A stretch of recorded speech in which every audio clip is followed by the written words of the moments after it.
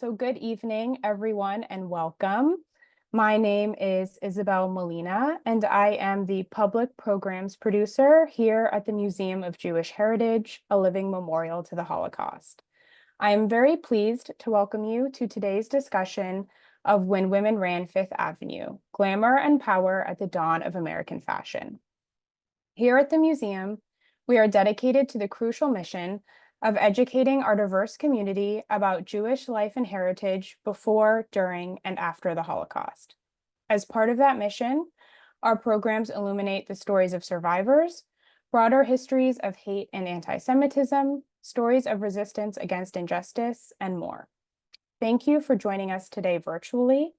We hope that you will visit the museum in person to see our current exhibitions, including Courage to Act, Rescue in Denmark, the museum's first exhibition for visitors ages 9 and up, and Speaking Up, Confronting Hate Speech, our latest exhibition, which opened recently on September 18th.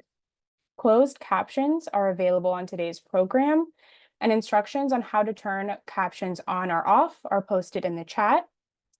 If you have questions for our speaker during the program, please put them in the Zoom Q&A box, and we'll get to as many as we can at the end of the program. Again, that's the Zoom Q&A box and not the chat. Today, we are honored to be joined by Julie Satow. A native New Yorker, Julie Satow is an award-winning journalist and the author of The Plaza, a New York Times Editor's Choice and NPR Favorite Book of 2019. She is a regular contributor to the New York Times, and her work has also appeared on National Public Radio, Bloomberg Businessweek, Travel and Leisure, and elsewhere. You can purchase When Women Ran Fifth Avenue at the link in the chat. Thank you all again for joining us. And now I'm going to hand things over to Julie. Thank you. Thank you so much, Isabel. I really appreciate that. Hi, everyone. I'm so excited to do this tonight. So I was going to start with a slideshow, and then I'll do a quick reading at the end. So there's quite a bit of information. I'm going to just get started right away. Let's see. Okay, so you can go to the next slide, Isabel. Thank you. Yeah, there we go. Great. Once Americans purchased what they could not make themselves in dry goods stores, like the one you see there. These were usually quite cramped and filled floor to ceiling with a hodgepodge of goods, ranging from coffee cans to bags of flour. There was little thought to how they were organized, and many things remained on the shelves for months and even years, growing dust and gathering dust and growing stale. Typically, customers would go to the dry goods outpost with a shopping list. They would ask for their specific items, and a clerk, who was usually a male, would retrieve it for them. When they went to purchase the items, customers would almost always have to haggle and negotiate the price. But in the early 20th century, this began to change. In 1838, Le Bon Marché opened in Paris. It's often credited as the world's first department store, and it was a truly astonishing place that revolutionized shopping. Le Bon Marché had these oversized plate glass windows that featured mannequins dressed in the latest fashions. Everything had a publicly listed price, and perhaps the biggest change, anyone could freely enter the store with absolutely no obligation to buy, just for the joy of running their hands along beautiful displays of silk shawls or to smell the wondrous aromas wafting from the perfume counters. In America, the Marble Palace stunned onlookers when it opened in 1846 on Chambers Street in Lower Manhattan. It boasted such novelties as a ladies' parlor where women could preen in front of Parisian imported full-length mirrors. Before that, they didn't exist. They were quite rare. The owner of the Marble Palace was Alexander Turney Stewart, and the store propelled him to become the third richest man in America after William Astor and Cornelius Vanderbilt. Among his many famous customers was Mary Todd Lincoln, whose compulsive clothes buying habit was so severe that she ran up a tab that equated to $500,000 in today's money and that was just in a single summer. Her husband, President Lincoln, was not actually able to repay the full bill. In 1862, A.T. Stewart, as he was known, opened a new and even grander store. It was known as the Cast Iron Palace, and it quickly became the cornerstone around which an entire shopping district sprouted. Ladies' Mile, as it was dubbed, stretched from Astor Place to Madison Square Park and earned its moniker from the crush of mostly white, middle and upper class women who appeared there daily, partaking in what was a new national pastime, window shopping. And I hope everyone can imagine that these stores that they were gazing at while window shopping had really very little to do with today's modern department stores. These were truly palaces of consumption, destinations that were filled with glamour and possibility. They put on unimaginable displays of publicity, from furniture exhibitions that brought literally hundreds and thousands of fans to come see it, to displays from artists like Georgia O'Keeffe and Picasso. One of the most outrageous publicity stunts that I discovered in my research was actually a store in Oklahoma City that had an adoption week where it actually put 9 babies up for adoption, and supposedly they found homes for 6 of the babies. So they boasted crazy amenities as well that would just kind of astound you today. There was everything from miniature petting zoos and small ponds with mechanical boats to nurseries where you could drop your kids off and they would be given sundaes and played games while you went shopping. There were even post offices inside, and even dentist offices, which is what I'm showing you here. That's actually a dentist office from the 1920s that was at Lord & Taylor. From their very inception, department stores were these truly unique female universes where female customers owned the power of the wallet, holding sway over typically male managers whose job it was to serve them. And at a time when it was considered impolite and even dangerous for women to walk by themselves in public, department stores gave them an excuse to stroll and congregate on their own. Peeling back the glossy layers of these stores, unseen by the crowds, were the female employees. They included armies of harried saleswomen hoping to please difficult customers, and the girls who were known as wrappers, who folded sweaters and skirts into boxes, tying the ribbons with amazing dexterity. As women increasingly entered the workforce, department stores became a refuge where ambitious employees could receive instruction and the opportunity to rise through the ranks. In fact, not only did these stores offer their employees perks like low-cost meals in their cafeterias and health insurance, they also offered them free after-hours classes where they could learn everything from accounting and marketing to etiquette. Women who started out actually in the lowliest ranks could not easily, but they could work their way up the ranks into positions like powerful buyers who oversaw large budgets and often quite large staffs. They could work in the advertising department, writing crackerjack copy.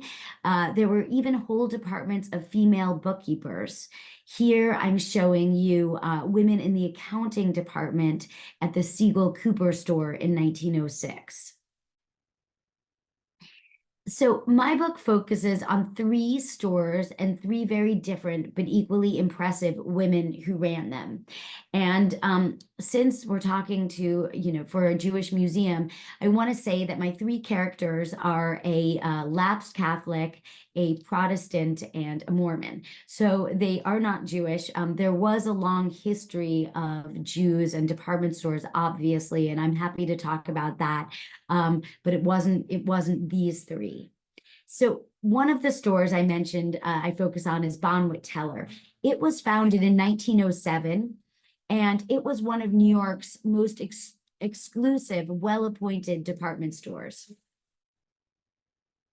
Sorry for the the fire truck. I'm in New York City too.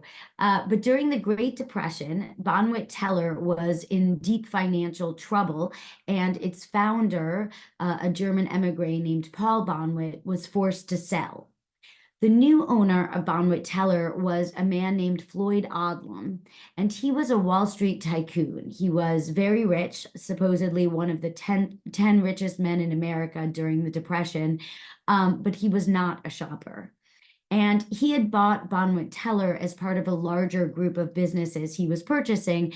And his idea was, because the store was such a money loser, he was just going to close it. But obviously, in those years, that would have meant throwing hundreds of people out of work when there were no other jobs to be had, and possibly leading to their starvation or destitution. So instead of closing the store, Floyd asked his wife, Hortense, who had never held a paying job before, but had experience as a woman and a shopper, if she might go to Bonwit Teller and see if she could discover possibly how the business could be improved and even stay open. Floyd was from Colorado, and Hortense, like her husband, grew up very far from the world of Fifth Avenue and department stores. I mentioned a Mormon. She was from a tiny pioneer town in Utah near what is now Zion National Park, and her grandparents came from Europe as early followers of the Mormon religion. The story of how her and Floyd ended up in New York City, so it's in the book, so I'm not going to go into it here, but I'm just going to jump ahead and say that in a matter of a year of her coming to the store, she had turned the business around. In 1934, during the depths of the Great Depression, Hortense was appointed the store's president, and she became the first woman to helm a major department store. Under her tenure, Bonwit Teller was actually more profitable than it had been even during the Jazz Age when the economy was booming. I mentioned earlier that many of the department stores held extreme publicity stunts to get shoppers to come to their store. Hortense also was guilty of such extremes. I'm just going to focus on one quick one here. She sponsored a contest that was called Make the Most of Yourself, and it was essentially a beauty pageant held in reverse. The winner was the one who was the least attractive, with the idea that this ugly duckling would be transformed by the ministrations of Bonwit Teller stylists. The hapless winner of the contest was Kaylee Foots, who wrote to the judges, quote, "I have a proboscis that would make Jimmy Durant look to his laurels," and compared herself to Bull Montana with a hangover. Callie was brought to New York, where she visited a dietitian. She was styled with an entirely fresh wardrobe. She was given a new hairdo. She even met with a plastic surgeon who gave her a new nose. Here you can see her getting a facial and being taught proper posture. The contest was avidly followed by the press, and thousands tuned in when Bonwit Teller revealed her transformation. Their advertising showed her before and after, which was quite dramatic, and it noted that she'd even changed her name from Kaylee Foots to Carol Faust, which I thought was a Faustian bargain, to be sure.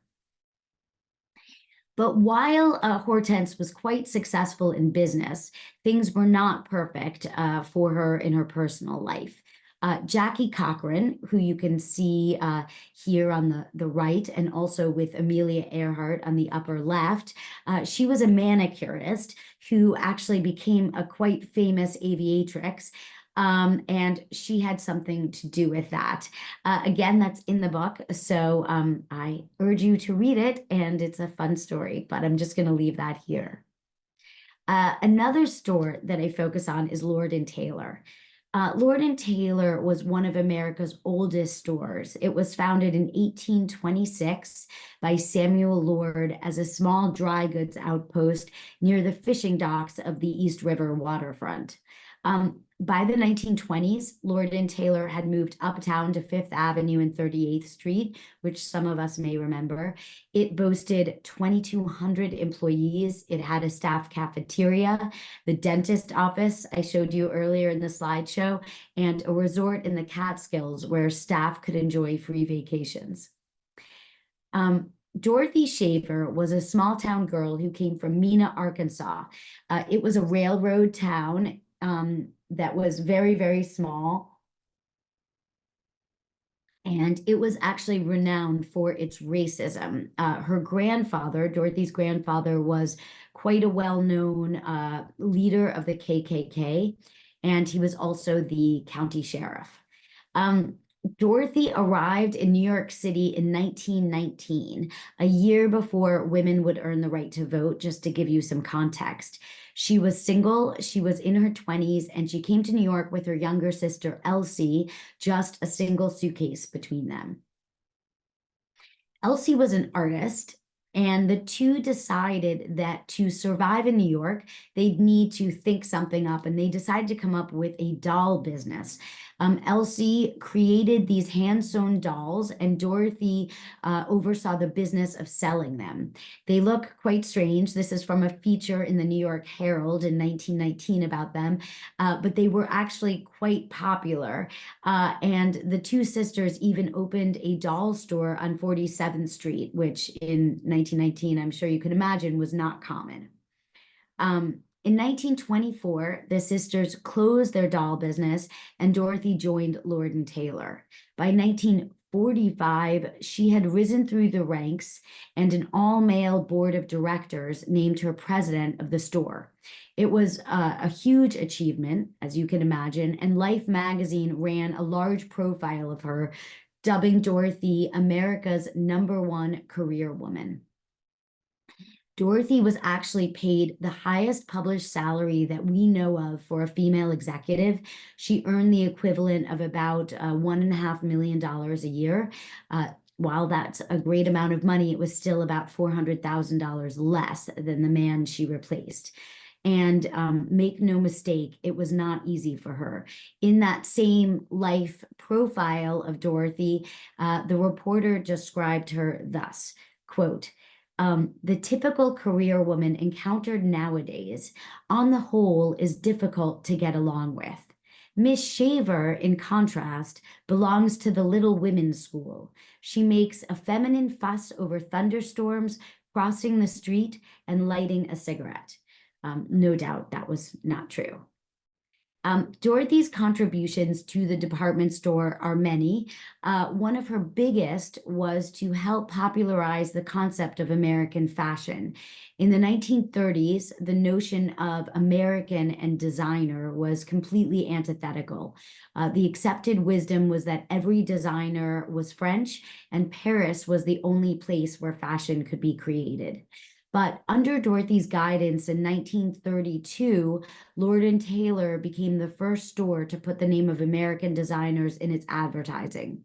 She also created window displays featuring American fashion designers like Claire McCardell and opened a department dedicated solely to their designs.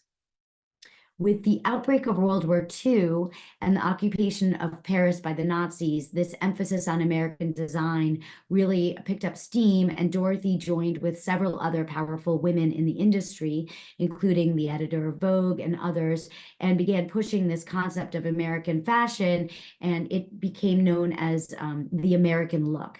There's an article you can see on it there, and it was the original building blocks of what is now basically the fashion industry and sportswear.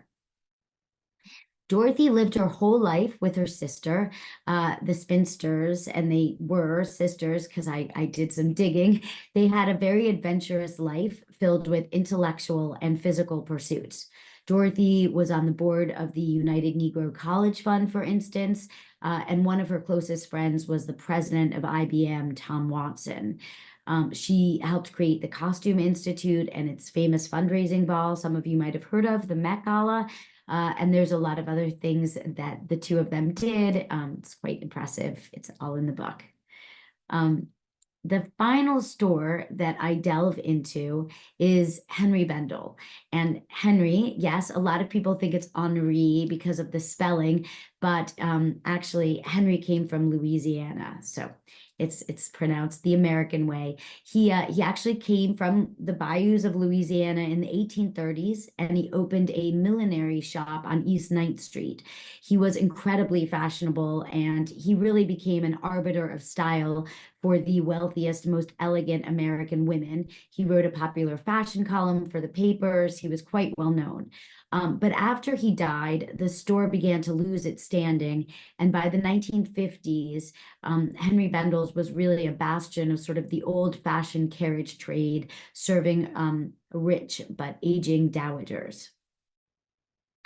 Geraldine Stutz, seen here, was a fashion editor at Glamour magazine in the 1940s, where she was the shoe editor and where she happened to meet a talented young illustrator from Pittsburgh and hired him to create drawings of shoes to accompany her editorial stories.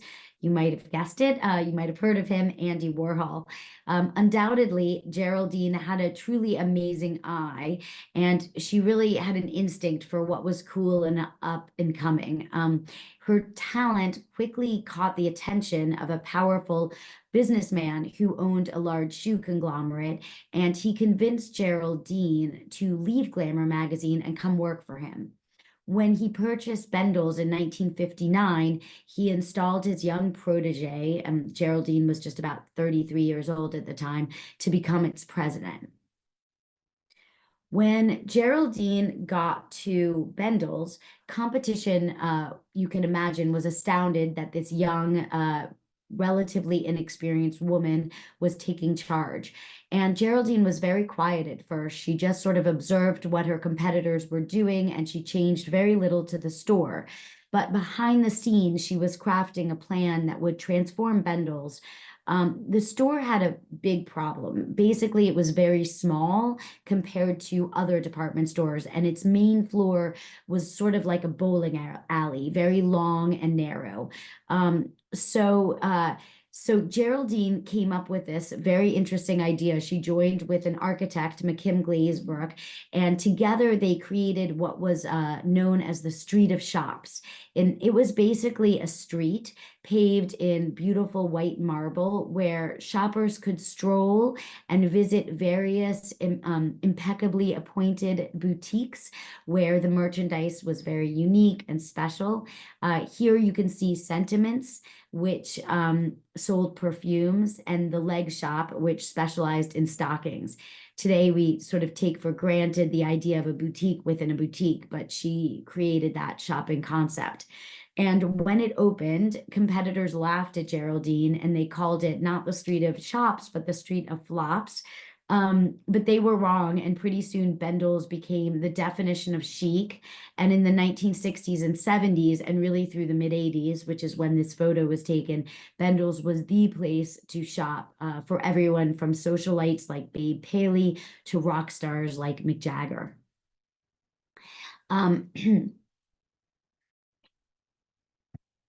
When Geraldine was under pressure from larger stores, namely Bergdorf Goodman, which was kind of her nemesis, she directed her buyers to eschew the big fashion brands like Chanel and Dior, and instead go find unknown designers the store could own exclusively. Among her finds were Stephen Burrows, who's a young designer you can see on the left. He was quite famous for being in the Battle of Versailles, which was a famous fashion show that pitted American designers against French designers. The Americans won. When Geraldine found him, actually, Stephen Burrows was completely unknown. She gave him a workroom on the top floor where he could design clothes, and she also gave him his own boutique. The other image is of Geraldine with several famous designers whose careers she also fostered, like Ralph Lauren and Carlos Falci. The clothes that Geraldine championed at Bendel's became so famous they were known as the Bendel's look, and New York Magazine described it thus. They described it like, quote, dog whistle style, clothes with a pitch so high and special that only the thinnest and most sophisticated women could hear their call. To close the slideshow, I'll end with a quote from Geraldine, who would have turned 100 a few weeks ago. She had many famous mottos, but one of her best known was, "Fashion says me too, while style says only me." I felt like it's a fitting quote for all the women in my book who, through all their life challenges, had, if nothing else, impeccable style. Thank you so much for that. I think now I'm just going to do a very short reading from the book, and then I'll take your questions. So get them ready. This is just from the prologue. It's essentially the first 2 pages of the book.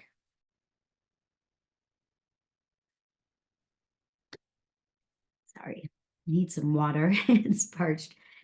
Okay. As ice gathered several inches thick on the Hudson River and the mercury plummeted below freezing, Hortense Odlum stepped from her chauffeured car onto the Fifth Avenue sidewalk. Gripping her felt hat to her auburn updo, she stared at the Art Deco skyscraper looming above her, at the 2-story entryway made of filigreed bronze and glass, and the words Bonwit Teller etched prominently into the limestone facade. A morning rush of passers-by leaned against the gale, men lugging briefcases as they trudged toward glass-walled boardrooms, and women in nubby woolen coats ready for a day serving coffee and taking stenography. It was the height of the Great Depression, but even the ranks of the jobless seemed purposeful, huddling against tall buildings to shield themselves from the biting cold, their bare hands outstretched in the hopes of a Christmas coin. Hortense pulled her fur coat around her and stepped gingerly through the revolving doors.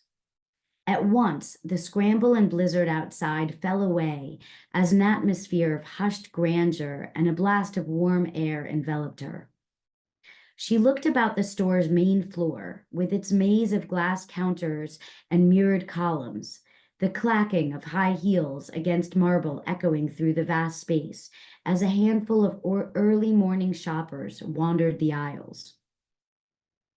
Eyeing the bank of elevators sitting along the far wall, Hortense walked toward them, clasping her purse nervously as she asked the operator for the 11th floor.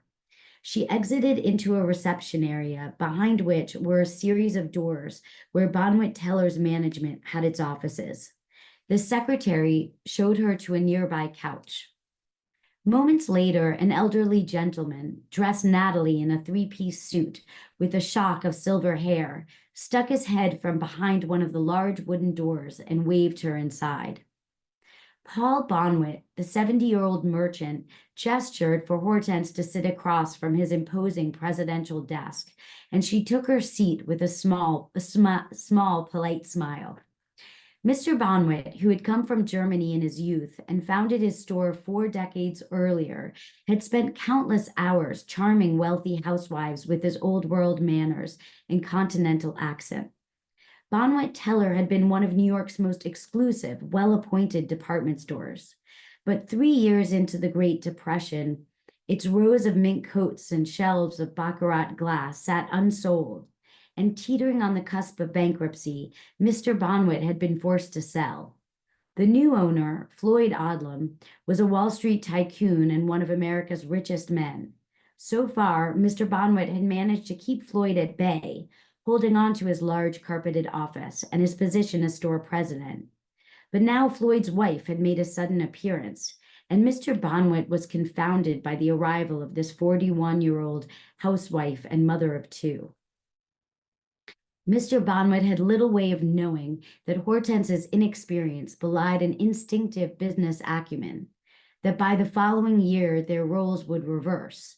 with Hortense occupying the corner office at Bonwit Teller, sitting at the stately desk as her secretary took dictation, supervising more than 1,000 employees and directing a store that boasted record-breaking sales. Hortense was setting herself on a path that would thrust her into a career that she had never intended, that would challenge her notions of womanhood and force her to confront difficult truths. It was the start of a journey that would lay the groundwork for an evolution of the grand department store and a metamorphosis of American fashion. Thank you so much. And yeah, happy to take any questions. Thank you so much, Julie, for that incredible presentation and reading. I personally am still wrapping my head around the fact that there was a dentist's office in Lord and Taylor. If anyone else had told me besides you, I would have thought they were kidding. So True, thank you for that. yeah, photographic proof. Yes, the proof is needed because it seems a little outrageous today, but incredible to learn. So for all of our listeners, we've gotten some questions already, but feel free to keep them coming. I will, pour through them and we'll get to as many as we can. I might combine a few questions if they're, a little bit similar just for time's sake. But we got one earlier that I think will be nice to kind of start out the Q&A. Someone is wondering what inspired you to write this book, and also knowing that your first book was about the Plaza, if there's any kind of link from how you got to writing about the Plaza to the subject matter of this book. Yeah, that's a great question. Well, I think part of it is that a lot of writers have sort of an audience in mind, a person in mind that they're writing for. And for whatever reason, mine is my grandmother. I don't know. I was very close to her. She died at 103. She was an important person in my life. And I feel like, I don't know, I sort of, some of my writing is geared towards what she might enjoy. And also my mom, I'll say. So, the Plaza, I grew up in New York City, and the Plaza had a lot of personal meaning for me. I was married there, and I always remember it, and I went there. So that made sense. And when I was thinking about my new book idea, my grandmother loved to shop. So that was, I have many memories of her in department stores. So that was part of it. But my agent actually said to me, what about store wars? That was her idea, sort of a battle of, maybe Bendels versus Bergdorfs or something like that. And I really wanted to steer away from writing about a building because I had done that already. And I wanted to push myself and try to write about people. So it was sort of percolating in my mind when I guess in 2019, both Lord and Taylor and Bendel's closed within a few weeks of each other. And the New York Times, the fashion critic there, Vanessa Friedman, she wrote a column kind of bemoaning the end of department stores. And in the article, she mentioned Geraldine Stutz and Dorothy Shaver. And I had never heard of either of them. And so I kind of started just researching them. And then the pandemic happened. So I really went into a research rabbit hole with all my time. And I found Hortense. And I felt like the three of them, there were such compelling stories. I couldn't believe that no one had ever written biographies about them. They were very unknown. I certainly had never heard of them. And I felt like the three of them really told this lovely history of the 20th century. And they were each so different, and their stories were each compelling, but it was sort of also followed kind of the rise and fall of the department store and the story of women in work. So that was kind of, yeah. Thank you. Yeah. Super interesting. And I love the idea of writing something your grandmother would be interested in. I think that's really sweet. Yeah, so that kind of touched on a couple other points from other questions pretty nicely. I'm combining a few here, but some people are curious to know what the research process was like. And also if you knew any of this information, about department stores or the history of, like American shopping before you started writing this book. I mean, nothing official beyond my own experience as a shopper. I am not, I'm not a fashion journalist. Mhm. That wasn't my beat. So no, I didn't really, which I think Mhm. often makes the best kind of research because I'm coming to it like a reader would. Mhm. I want to learn everything I don't know. So I think actually that's kind of useful. And I try to do that with my ideas. But in terms of the research, it was incredibly extensive. Mhm. It basically took, 2 or 3 years. And character, I sort of used a different approach. So for Hortense, she was Mormon, and Mormons care a lot about their genealogy. And so Mhm. they have a lot of great records. So I went to St. George, where she's from, and there's a Mhm. wonderful pioneer museum there. Mhm. And they had all these records. So I went deep on that, which Mhm. was great. I managed to track down her grandkids. So I was able to interview them, which was fantastic. And they gave me some photos because there's very, very Mhm. few photos of her. Um, uh, I also found, actually an unpublished biography of Floyd, which was also quite helpful, and, newspaper clippings and stuff. For Dorothy, she's probably the most famous of the three Mhm. women. She has an archive in the Smithsonian. Mhm. So I definitely spent a lot of time with that. Also newspaper clippings and stuff. She never had children. So it Mhm. was really hard for me to find her family members. So I actually hired a genealogist, and he was amazing. He found her great niece who I called up, and she was like, "Yeah, come on down. I have a basement filled with stuff." Wow. So it was amazing because Elsie was an artist, and she Mhm. had made all these scrapbooks of their life together. What it was like in 1919 to be young in New York City by themselves, all this stuff. So that was hugely helpful Mhm. for her. And then for Geraldine, she was much more recent. She died in Mhm. 2005. So I did a lot of like traditional reporting for that. Mhm.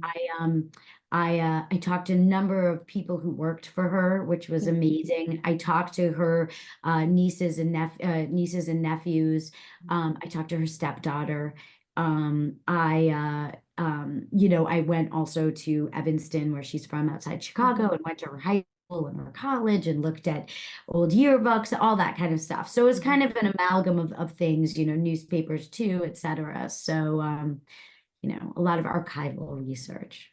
Um, Thank you. I always love the idea of getting to travel as part of Yeah. research. Seems Yeah. fun. And going to Mena, wow, that was like the most incredible Mhm. experience as a New Yorker. Mena, Mhm. Arkansas was so different. So that I also went to Mena to see where Dorothy was from. So yeah, I got to Awesome. really see different places, or even Utah, that I wouldn't Mhm. normally go to. So it was very cool. Some definitely for sure. Someone else kind of along this vein commented that this is the first time that they're hearing any of these names of these women that you talk about. Me personally as well, I had never heard of these three women. So they're wondering if you have any thoughts on why your book is the first time for so many readers that they're hearing about these women who had such a big impact. So within like the fashion scholarly world, Mm, there are some different dissertations mm, on Dorothy, and mhm, there's a little bit mentioning Hortense, mhm, and a little at FIT, Fashion Institute mhm, of Technology, about Geraldine. So within the industry, they're a little bit better known, but certainly they've never had a commercial biography written about them mhm, like this. I think that a lot of marginalized people, whether it's women, people of color, mhm, their histories have not been fully delved into. And it's actually a wonderful opportunity for people like me to discover these lives that haven't been focused on. mhm, So I think, there just wasn't the interest, or mhm. they were sort of well known within their lifetime, but Right. after they died, it sort of, they was not lasting. So yeah, and their legacies, I should say, you still feel them today. If any of you have ever used a personal shopper, Mhm, that was Dorothy Shaver's idea. Even if you go into a department store and you see that they have hats on the ground floor. Mhm. Actually, that didn't used to be a thing. And Hortense, when she took over Bonwit Teller, thought it was ridiculous that the hat department was buried up on the sixth floor, especially in the 1930s when literally everybody wore hats. So Mhm. it was her idea to move them down to the main floor. And of course, that was a huge thing. And now everybody does it. So, their legacy is still alive today, Mhm. but not in, not in terms of being widely known. So Thank you. Yeah, I feel like I need to go walk through a department store now, which I yeah, haven't in a little bit. the few that are still around. Yes. Yeah, actually, another one of our listeners wants to know, what you think about the demise of many popular stores, like Lord and Taylor and B. Altman, while only a few, such as Bloomingdale's are still around today and doing big business. I mean, I have mixed feelings about it. Mhm. On the one hand, obviously, I have a lot of nostalgia for what Mhm. used to be, and so I feel sad about it. On the other hand, in some ways, they were citadels. It was, they were barriers to entry. Now it's a bit more democratized. If you want to start a t-shirt company, you can Mhm. just open an Instagram account and start selling it. So in that way, I think that does some good. I get into how we got here, Mhm. in the book. And, obviously the internet, but there were other things that the department stores did themselves that Mhm. actually ended up hurting them. Mhm. And the ones that are surviving now are barely surviving. Macy's is closing hundreds of stores, Bloomingdale's, there's a lot of Mhm. consolidation. So, I think it's just it doesn't make financial sense really, certainly Mhm. not in the way it used to have these businesses. So Yes, that definitely makes a lot of sense. Sadly, for some, for sure. every time Um, you're in yeah, Target, you can think about how that was a major reason why the department store demise happened. Those kind of yeah, discount Walmart, Target stores too. So yeah. It's definitely kind of look, crazy to think about, but interesting for sure. Someone else kind of in a similar vein wants to know what your thoughts are about the rise of online shopping, and kind of, are they positive? Are they negative? You know, I think it's part of this, you know, kind of polarization that we're seeing across the mhm. country because department stores used to be really a communal touch point for communities of Mhm. all sizes. In tiny towns, there was a family owned department store, in big cities, there Mhm. was obviously tons of department stores, and they sold to a broad variety of price Mhm. points. I mean, you could go to the bargain basement downstairs, Mhm. you could go upstairs and buy mink coats. It was a whole thing. So it was really a meeting place where people of all sorts of socioeconomic backgrounds might Mhm. go and mingle. So I think the online, shopping is just one more way where we all kind of stay in our siloed homes and shop and don't meet in real life. So I think, that's been detrimental, I think, Mhm. to American society. And, it's not quite as dramatic if you go to Mhm. France, for instance. I mean, it is the birthplace of department stores, but they still have quite a number of department stores and stuff. So, I think it's sad. But at the same time, I think it's more affordable this way, Mhm. probably, and obviously ease and all the rest. So it's trade-offs. Mhm. For sure, nothing is ever really so black and white. Exactly. Yeah, definitely.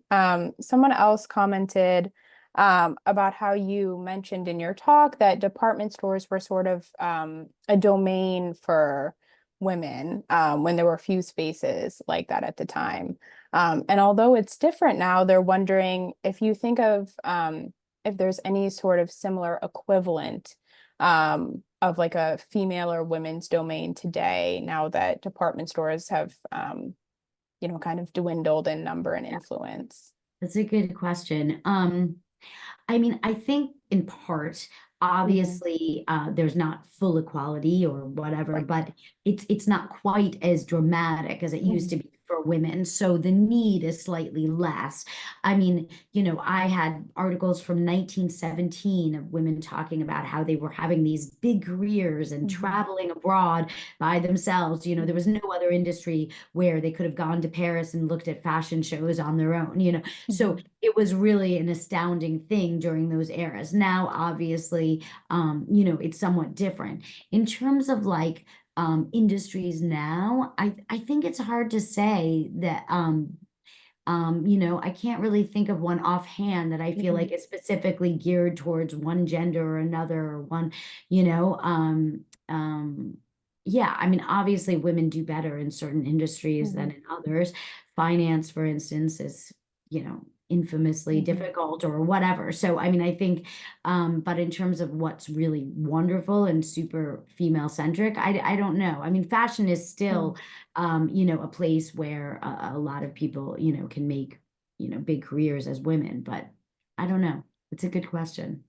Yeah, it's interesting. I certainly had no answer myself, so I thought I would pose it to you as well. Try to. No, I thank you. It's an interesting answer. I know we're getting up on time a little bit. I think we have time for a couple more questions.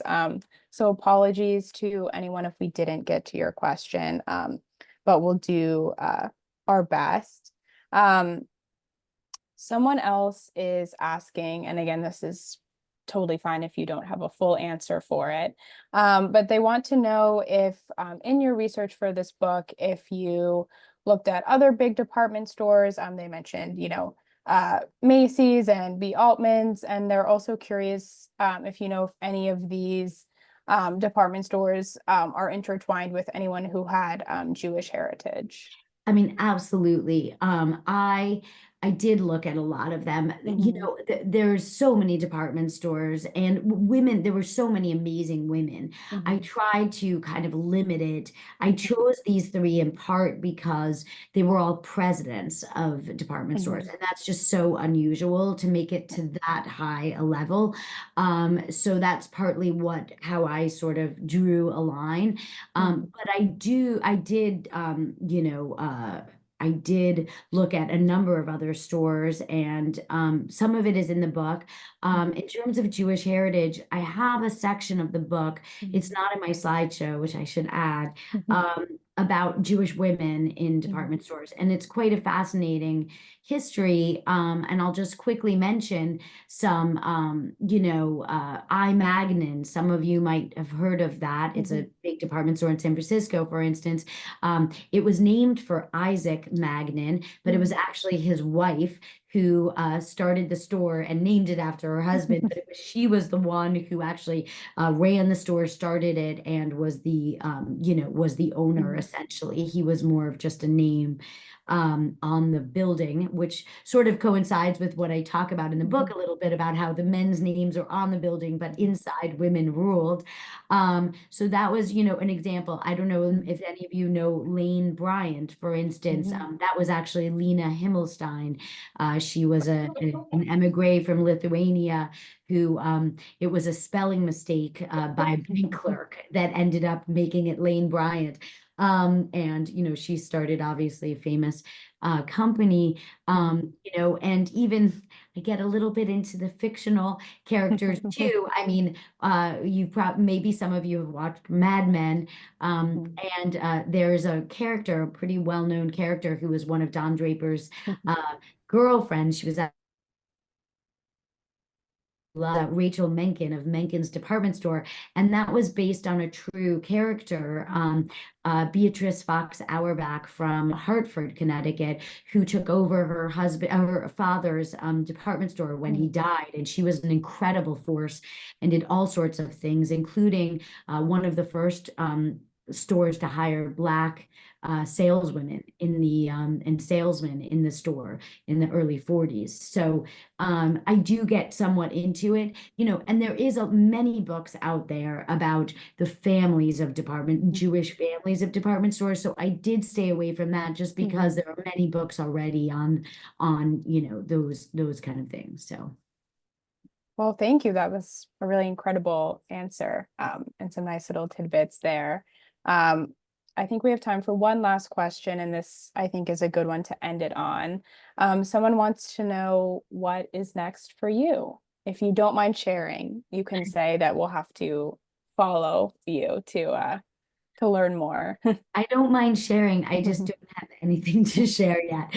I am still in the throes of anxiety over what will be my new book. I am not sure yet. I have a few ideas I am sort of trying to nail down. So hopefully something will be announced in the next month or two. And I do hope everyone will buy the new one when it comes out in several years, since it does take me a while to research them. But yeah, I'm not sure. If anyone has any ideas, you can email me on my website. I'm all ears. So yeah.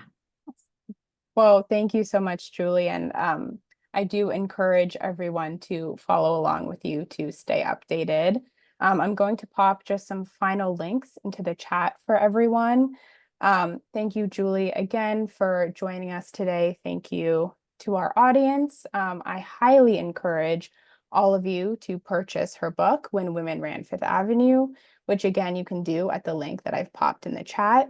If you enjoyed today's program, we hope you'll consider making a donation to the museum at mjhnyc.org/support and joining us for our upcoming programs, which you can find at our website as well, mjhnyc.org/current events.